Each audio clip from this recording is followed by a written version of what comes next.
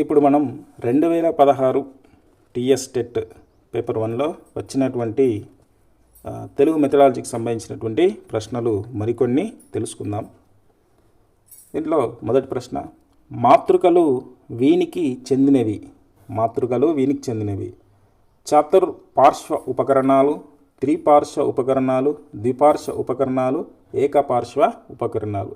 మరి మాతృకలు అంటే వేటికి చెందినటువంటి చతుర్పార్శ్వ ఉపకరణాలు ఉండవు. ఏకపార్శ్వ ఉపకరణాలకు సంబంధించి కానీ ద్విపార్శ్వ కానీ త్రిపార్శ్వ కానీ దీంట్లో ఏకపార్శ్వ ఉపకరణాలు కూడా ఉండవు. మనకు ఉండేటివి ద్విపార్శ్వ ఉపకరణాలు, త్రిపార్శ్వ ఉపకరణాలు. ఆ త్రిపార్శ్వ ఉపకరణాలలో మాతృకలు అంటే త్రిపార్శ్వ ఉపకరణాలకు చెందినవి. మరి మాతృకలకు సంబంధించి మనం ఇంతకుముందు ఒక క్వశ్చన్ చూసుకుందాం. పొడవు, వెడల్పు, మందము కలవాటిని మనము మోడల్స్గాను, నమూనాలుగాను, మాతృకలుగాను చెప్పుకుంటాం. ఉదాహరణకు ఏదైనా ఒక మాతృక, ఏదైనా ఒక బొమ్మకు సంబంధించి ఉదాహరణకు ఒక పెన్ను ఉంది. విద్యార్థులకు పెన్ అంటే ఏంటో తెలియజేయాలి. అలాంటప్పుడు పెన్నే తీసుకొని రావాలి. పెన్నుకు సంబంధించి చాట్ మీద వేసుకొని రావడం, పెన్నుకు సంబంధించి వేరే తీసుకొని రావడం కాదు. అది నమూనా. పెన్నునే తీసుకొని వస్తే దాన్ని మాతృక అని చెప్పడం జరుగుతుంది. పెన్నుకు సంబంధించి విద్యార్థికి తెలియడానికి మనం పెన్నును మాత్రమే చూపిస్తే దాన్ని మాతృక అని చెప్తాం. కాబట్టి మాతృకలు త్రిపార్శ్వ ఉపకరణాలకు సంబంధించినటువంటివి. తర్వాత ప్రశ్న, కొందరు మాట్లాడేటప్పుడు మొదట నెమ్మదిగా మొదలుపెట్టి పోను పోను వేగం ఎక్కువ చేసి చివరలో అస్పష్టంగా అర్ధరహితంగా మాట్లాడమనేటువంటిది. కొందరు మాట్లాడేటప్పుడు ఎట్లా మాట్లాడతారు? నెమ్మదిగా స్టార్ట్ చేసి తర్వాత వేగం ఎక్కువ చేసి చివరిలో అస్పష్టంగా అర్ధరహితంగా మాట్లాడమనేటువంటిది. దీంట్లో ఏంటిది అంటే ధారాళంగా మాట్లాడలేకపోవడం, సమస్వర రాహిత్యం, వేగోచ్చారణ, సమవేగ రాహిత్యం. దీంట్లో మనకు ఇక్కడ ఒక ప్రశ్నలోనే జవాబు ఉంది. వేగం ఎక్కువ చేసి అనేటువంటిది ఉంది.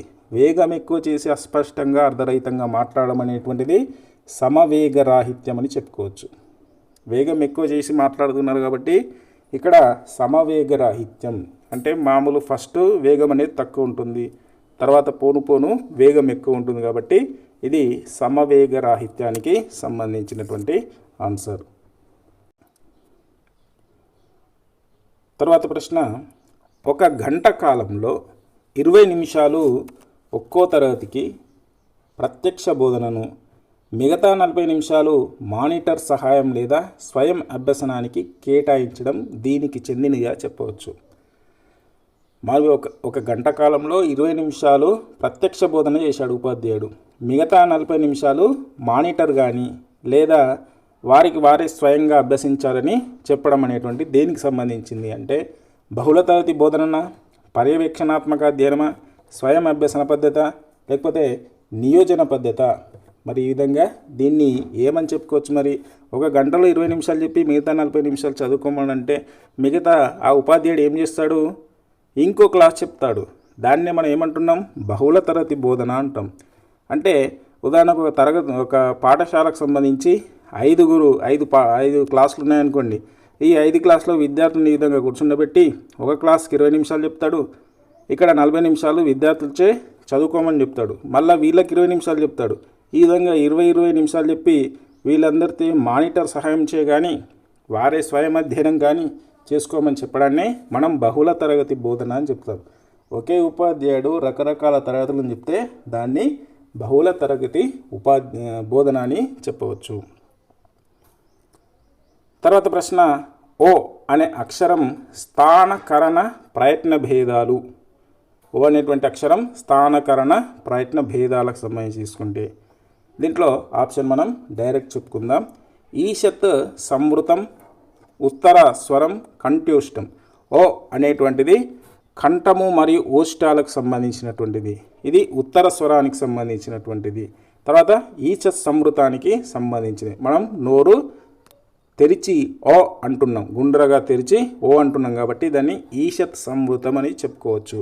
అది ఉత్తర స్వరంగా ఉంటుంది. కంఠం నుంచి కంఠ్యోష్టం ఓ ఔ అనేటువంటి ఈ అక్షరాలు కంఠ్యోష్టాలు కాబట్టి కంఠ్యోష్టానికి సంబంధించిన ఆప్షన్ మనకు ఈశ సంవృతము, ఉత్తర స్వరము, కంఠ్యోష్టం అనేటువంటి ఆప్షన్ సరైనటువంటిది. ఓ అనే అక్షరం స్థానకరణ ప్రయత్న భేదాలకు సంబంధించి.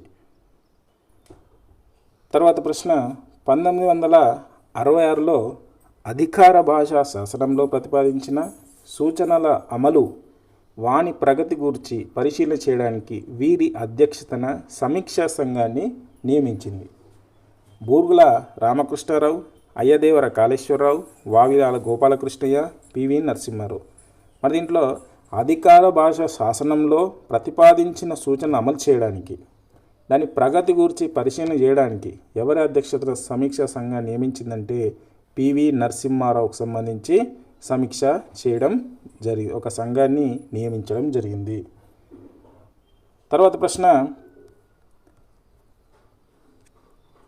ధ్వనులకు మధ్య ఉచ్చారణలోని పోలికలు తేడాలు గ్రహించడం అవగాహన, సృజనాత్మక శక్తి, పఠన నైపుణ్యం, జ్ఞానం. ఇక్కడ ధ్వనులకు మధ్య ఉచ్చారణలోని పోలికలు తేడాలు గ్రహించడం, ఏదైనా సరే పోలికలు తేడాలు గ్రహించడం అంటే మనకు స్పష్టీకరణ ఏమని చెప్పుకోవచ్చు అంటే అవగాహన అని చెప్పుకోవచ్చు.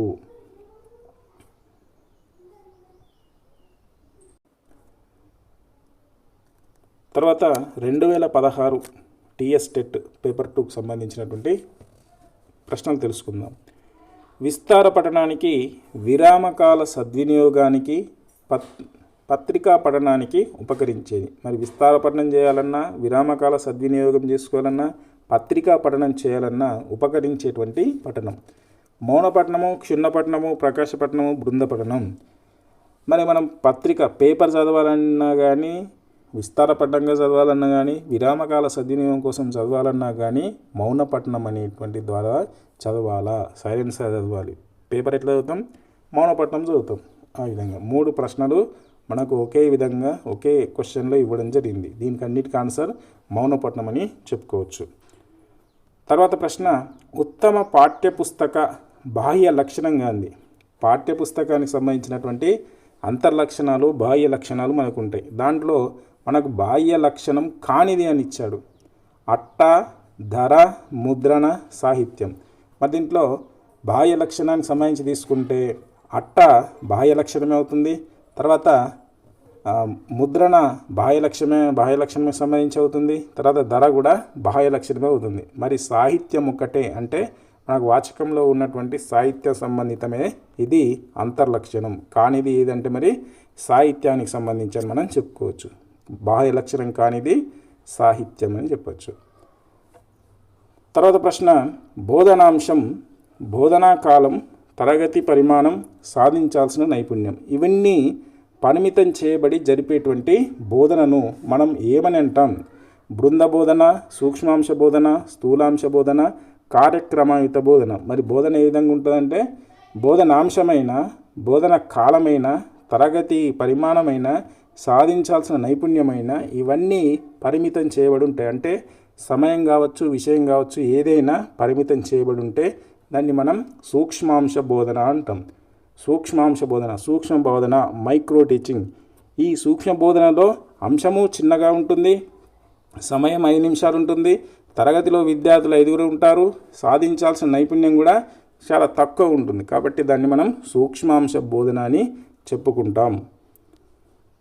తర్వాత ప్రశ్న, వ్యాకరణ బోధనలో ఉదాహరణల ద్వారా విద్యార్థులు సూత్రీకరణ చేసేటువంటి పద్ధతి ప్రయోగ పద్ధతి, అనుసంధాన పద్ధతి, నిగమనోపపత్తి పద్ధతి, అనుమానోపపత్తి పద్ధతి.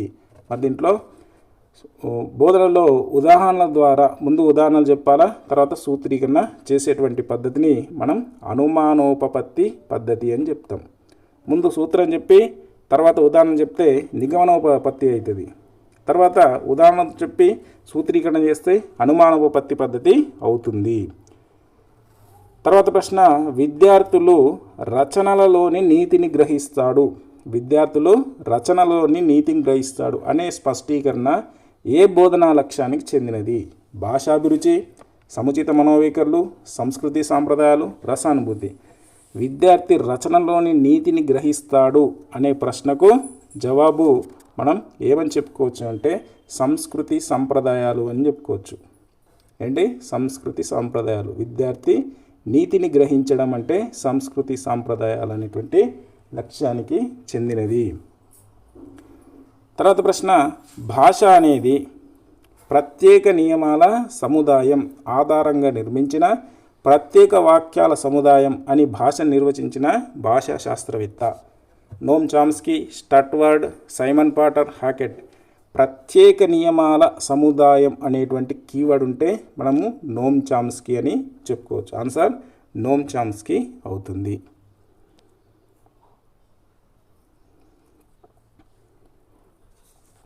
తర్వాత 2017 టిఎస్ టెట్ పేపర్ 1కి సంబంధించినటువంటి అంశాలను మనం తెలుసుకుందాం. మొదటి ప్రశ్న, భాష ఏకలక్షణం గల వస్తువు కాదు, అది సంక్లిష్ట దృగ్విషయం అన్నవారు. భాష ఏకలక్షణం గల వస్తువు కాదు, అది సంక్లిష్ట దృగ్విషయం అన్నటువంటి వారు ఎస్కే కృష్ణస్వామి, ఎస్కే వర్మ, ఎన్ కృష్ణస్వామి, ఎస్కే వర్మ అండ్ ఎన్ కృష్ణస్వామి. దీనికి ఆప్షన్ ఏంది? భాష ఏకలక్షణం గల వస్తువు కాదు, అది సంక్లిష్ట దృగ్విషయం అన్నటువంటి వారు ఎస్కే వర్మ అండ్ ఎన్ కృష్ణస్వామి అనేటువంటి ఆన్సర్. అది నిర్వచనం. తర్వాత అక్షర చిత్రాలు చదివించడం వలన పిల్లల్లో ప్రధానంగా పెంపొందే సామర్థ్యం. అక్షర చిత్రాలు చదివించడం వల్ల పిల్లల్లో ప్రధానంగా పెంపొందే సామర్థ్యం శ్రవణం, పఠనం, లేఖనం, భాషణం. మరి ఏది పెంపొందించవచ్చు? చదివించడం. అక్షర చిత్రాల ద్వారా ఒక పేపర్, ఒక కార్డు పైన ఒక చిత్రం ఉంది, అక్షర చిత్రం ఉన్నది. ఈ అక్షర చిత్రాన్ని చదివిస్తే మరి విద్యార్థుల్లో ఏం పెంపొందిస్తున్నాం? మనం పఠనం అనేటువంటి నైపుణ్యాన్ని పెంపొందిస్తున్నాం. తర్వాత ప్రశ్న, నెలవారీ నిర్వహించే అదనపు కార్యక్రమాలు ఉండేటువంటి ప్రణాళిక. యూనిట్ ప్రణాళిక, పాఠ్య ప్రణాళిక, వార్షిక ప్రణాళిక, కాలాంశ ప్రణాళిక. మనం ఇదివరకు కూడా మనం డిస్కషన్ చేసినాం. నెలవారీ నిర్వహించే అదనపు కార్యక్రమాలు ఉండేటువంటి ప్రణాళికను మనం వార్షిక ప్రణాళిక అంటాం. మరి వార్షిక ప్రణాళికలో మామూలుగా ఏం రాస్తారు? June, July, August, September, October, November, December, జనవరి, ఫిబ్రవరి, మార్చ్, ఏప్రిల్ దాకా ప్రతి నెల సంబంధించినటువంటి ఏ పాఠ్యాంశం చెప్పాలా, అది ఎన్ని రోజుల పీరియడ్ అనేటువంటి అన్ని కూడా వివరాలు ఉంటాయి. ఆ వివరాలను మనం వార్షిక ప్రణాళిక అని అంటాం. నెలవారీ నిర్వహించే అదనపు కార్యక్రమాలు ఉండేటువంటి ప్రణాళిక వార్షిక ప్రణాళిక అవుతుంది. తర్వాత ప్రశ్న, నిరంతర సమగ్ర మూల్యాంకనం ఎక్కడ నిర్వహించబడాలి? తరగతిలో, బడిలో, ఇంటిలో, గుడిలో, తరగతి గది బయట, తరగతి లోపల, బయట. ఇక్కడ ఆప్షన్ నిరంతర సమగ్ర మూల్యాంకనం ఎక్కడ నిర్వహించాలంటే తరగతి లోపల నిర్వహించాలి, తరగతి గది బయట నిర్వహించాలి. దీంట్లో ఆప్షన్ తరగతి లోపల, బయట అనేటువంటి ఆప్షన్ సరైనటువంటివి. తర్వాత ఆధునిక బోధనా శాస్త్రాన్ని అనుసరించి ఉపాధ్యాయుడు ఈనాడు శాసకుడు, బోధకుడు, సహాయకుడు, వక్త. మరి ప్రజెంట్ సిచ్యుయేషన్లో ఉపాధ్యాయుడి యొక్క పాత్ర అంటే ఏంటి? ఇక్కడ సహాయకుడిని మనం ఏమంటాం? ఫెసిలిటేటర్. ఉపాధ్యాయుడు ఒక సహాయకుడు మాత్రంగానే మనకు పరిగణించబడుతుంది. ఇప్పుడు నేషనల్ పాలసీ ఆన్ ఎడ్యుకేషన్ 2020కి సంబంధించి ఉపాధ్యాయుడు ఒక సహాయకుడని చెప్పచ్చు. తర్వాత ప్రశ్న, పిల్లల పరిశీలన శక్తిని పెంపొందింపజేసేందుకు ఉపకరించేది ఏది? పిల్లల యొక్క పరిశీలన శక్తిని పెంపొందించడానికి ఏది ఉపకరిస్తుంది? వ్యాసరచన, ఉపన్యాసం, అభ్యసన సామాగ్రి, చర్చ. మరి పిల్లల యొక్క పరిశీలన శక్తిని పెంపొందించేందుకు ఉపకరించేది వ్యాసరచన అని మనం చెప్పుకోవచ్చు.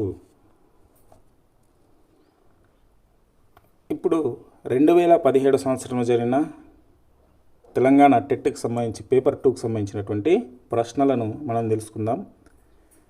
తెలుగు ఈ ప్రభావానికి అత్యధికంగా లోనైనటువంటిది. తెలుగు ఈ ప్రభావానికి అత్యధికంగా లోనైంది.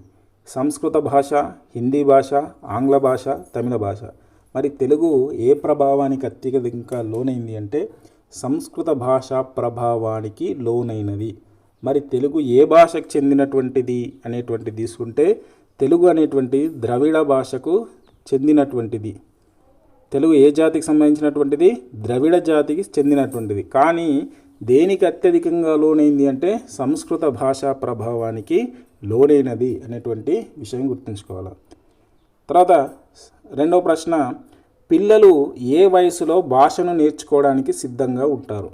పిల్లలు ఏ వయసులో భాషను నేర్చుకోవడానికి సిద్ధంగా ఉంటారు? 2 సంవత్సరాల వయసు నుండి 3 సంవత్సరాల వయసు నుండి, పుట్టుక నుంచి తర్వాత 5 సంవత్సరాల వయసు నుండి. మరి పిల్లలు ఏ వయసులో భాష నేర్చుకోవడానికి సిద్ధంగా ఉంటారు, వాళ్ళకి విషయాలు ఎప్పుడు అర్థమవుతాయి అంటే, ఎప్పుడు అర్థమవుతాయి? 2 సంవత్సరాల వయసు నుంచి విషయాలకు సంబంధించినటువంటి భావనలు అర్థమవుతాయి. తర్వాత ప్రశ్న, ప్రణాళికల వలన బోధన కష్టతరం అవుతుంది, సులభతరం అవుతుంది, సందేహాస్పదం అవుతుంది, అస్పష్టమవుతుంది. మరి ప్రణాళికల వలన బోధన ఏమవుతుంది? సులభతరం అవుతుంది. ప్రణాళిక చేసుకుంటే బోధన అనేది సులభంగా ఉంటుంది. వార్షిక ప్రణాళిక కానీ, యూనిట్ ప్రణాళిక కానీ, తర్వాత పీరియడ్ ప్రణాళిక కానీ, ఆ ప్రణాళిక ప్రకారం చేసుకుంటే ఏ రోజు ఏం చెప్పాలా అనేటువంటిది క్లియర్ చేసుకుంటే మనకు అది సులభతరం అవుతుంది. తర్వాత ప్రశ్న, కథాకథన కౌశలం దీని వలన పెరుగుతుంది? నాటకీకరణ వల్ల, కథాబోధన వల్ల, ఏకపాత్రాభినయం వల్ల, వ్యాసరచన వల్ల. మరి కథాకథన కౌశలం అంటే కథాకథన నైపుణ్యం అనేటువంటిది కథాబోధన వల్ల పెరుగుతుంది. మరి కథాకథనం అంటే అర్థం ఏంటంటే కథను చెప్పించడం, కథాకథనాన్ని కథ విని మళ్ళీ వారిచే చెప్పించడం కథాకథన కౌశలం అని చెప్పొచ్చు. అది కథను విన్న తర్వాత విద్యార్థి విన్నటువంటి కథను మళ్ళీ చెప్పడాన్ని కథాకథన కౌశలం అంటారు. మరి దేని ద్వారా వస్తుందంటే కథాబోధన వల్ల వస్తుంది. తర్వాత ప్రశ్న, దృశ్యోపకరణానికి సరైనటువంటి ఉదాహరణ. దృశ్యోపకరణానికి సరైనటువంటి ఉదాహరణ tape recorder, radio, gramophone, Doordarshan. మనకు 2017లో తెలంగాణ టెట్లో ఇచ్చినటువంటి ప్రశ్న ఇది. ఈ ప్రశ్నకు మామూలుగా దృశ్యోపకరణం అంటే ఇక్కడ ఇది శ్రవ్యోపకరణమే, ఇది శ్రవ్యోపకరణమే, ఇది కూడా శ్రవ్యోపకరణమే. మరి ఇక్కడ దృశ్యోపకరణం దూరదర్శన్ అనేటువంటి ఆప్షన్ మనకి ఇవ్వడం జరిగింది. ఈ దూరదర్శన్ అనేది శ్రవ్యోపకరణంగా తర్వాత దృశ్యోపకరణంగా కూడా పనికి వస్తుంది. కాబట్టి ఆప్షన్ మనకి ఏది లేదు కాబట్టి దూరదర్శన్ అని ఇవ్వడం జరిగింది. కానీ ఇది శ్రవ్య దృశ్యోపకరణానికి చెందినది దూరదర్శన్. మరి ఇక్కడ దృశ్యోపకరణం అంటే ఏమి ఇవ్వాలి? చిత్రాలు, చార్టులు కావచ్చు, ఫ్లాష్ కార్డులు కావచ్చు ఇస్తే దృశ్యోపకరణానికి సరైన ఉదాహరణ అని మనం చెప్పవచ్చు. తర్వాత 2022 సంవత్సరంలో తెలంగాణ టెట్ నిర్వహించినటువంటి పేపర్ 1లో వచ్చినటువంటి ప్రశ్నలు కనుక చూసుకుంటే, ప్రామాణిక భాషా రూపం అంటే గ్రాంధిక భాషా రూపం, ఉన్నత వర్గాలు వారు ఉపయోగించే భాషా రూపం, అధిక సంఖ్యాకులు వినియోగించే భాషా రూపం, పండితులు వినియోగించే భాషా రూపం. మరి ప్రామాణిక భాష అంటే ఆమోదించినటువంటి భాష, అందరూ ఎక్కువగా అధిక సంఖ్యాకులు వినియోగించే భాషా రూపాన్నే మనం ప్రామాణిక భాష అని అంటాం. అందరూ ఎక్కువగా మాట్లాడతారు కాబట్టి దానికి ఒక ప్రమాణం ఉన్నది, దాన్ని మనం ప్రామాణిక భాష అని అంటాము. తర్వాత రెండో ప్రశ్న, భాష పోషించే కీలక పాత్ర జాతీయ సమైక్యత, అంతర్జాతీయ అవగాహనను పెంపొందిస్తుంది, మానవ సంబంధాలను పెంపొందిస్తుంది, మనుష్యుల మధ్య ఐక్యత భావనను పెంపొందిస్తుంది, పైవన్నీ కూడా. దీనికి ఆప్షన్ పైవన్నీ. భాష పోషిస్తుంది ఒకటో ఆప్షన్, రెండో ఆప్షన్, మూడో ఆప్షన్. ఈ 3 ఆప్షన్లు కూడా సరైనటువంటివే. తర్వాత ప్రశ్న, భాషా నైపుణ్యాలలో మూడవది, భాషా నైపుణ్యాలకు సంబంధించి మూడవ పఠనం, మూడవది ఏది అని అడగడం జరిగింది. భాషణము, పఠనము, శ్రవణము, లేఖనము. మరి ఈ విధంగా భాషా నైపుణ్యాలు మొదటిది, రెండవది, మూడవది, నాలుగవది కష్టమైనది, క్లిష్టమైనది, తేలికైనది, ఇలాంటి ప్రశ్నలు భాషా నైపుణ్యాలకు సంబంధించి ఒక ప్రశ్న వస్తుంది. ఈ విధంగా చూసుకోండి. భాషా నైపుణ్యాలు మూడోది అంటే ఏంటి? ఇక్కడ మొదటిది శ్రవణం, రెండోది భాషణం, మూడోది పఠనం. కాబట్టి మూడోది ఇక్కడ ఏముంది? పఠనం అనేటువంటి ఆప్షన్ సరైనటువంటిది. భాషా నైపుణ్యాల్లో మూడోది పఠనం. నెక్స్ట్ క్వశ్చన్, వినడం, మాట్లాడడం సామర్థ్యాల అభివృద్ధికి కృత్యాలను క్రింది విధంగా నిర్వహించాలి. జతలుగా నిర్వహించాలి, పూర్తి తరగతి కృత్యంగా నిర్వహించాలి, వ్యక్తిగత కృత్యాలుగా నిర్వహించాలి, జట్టు కృత్యాలుగా నిర్వహించాలి. మరి ఏ విధంగా నిర్వహించాలి? పూర్తి తరగతి కృత్యంగా నిర్వహించాలి. వినడం కానీ మాట్లాడ సామర్థ్యాల అభివృద్ధికి ఈ విధంగా పూర్తి తరగతి కృత్యంగా నిర్వహిస్తే అప్పుడు ఈ సామర్థ్యాలు నెరవేరడం జరుగుతుంది. తర్వాత ప్రశ్న, భాషా బోధన యొక్క ప్రధాన లక్ష్యం. భాషా బోధనకు సంబంధించి ప్రధాన లక్ష్యం పరీక్షలో ఉత్తమ గ్రేడులు పొందేలా చూడడం, తప్పులు లేకుండా రాయగలగడం, నిర్ధారించిన సామర్థ్యాలను పెంపొందించడం, స్పష్టోచ్చారణను పెంపొందించడం. మరి భాషా బోధన యొక్క ప్రధాన లక్ష్యం ఏంటంటే నిర్ధారించినటువంటి సామర్థ్యాలను పెంపొందించడం అనేటువంటి ఆప్షన్ సరైనటువంటిది. తర్వాత ప్రశ్న, గేయాలను పొడిగించగలగడం అనేది ఏ సామర్థ్యానికి చెందినది? గేయాలను పొడిగించగలగడం. సృజనాత్మకత, పదజాలం, భాషను గురించి తెలుసుకోవడం, భాషణం. మరి గేయాలు పొడిగించడం అనేటువంటిది మనకు పుస్తకంలో ఉంటుంది. ఈ క్రింది గేయాన్ని పొడిగించండి. అది ఏ సామర్థ్యం కింద ఉంటుందంటే సృజనాత్మకతకు సంబంధించినటువంటి సామర్థ్యం కింద ఉంటుంది. కాబట్టి ఆప్షన్ సృజనాత్మకత అవుతుంది. 2022 తెలంగాణ టెట్ పేపర్ 2కు సంబంధించినటువంటి ప్రశ్నను తెలుసుకుందాం. పిల్లల భాషా వికాసానికి తోడ్పడేవి.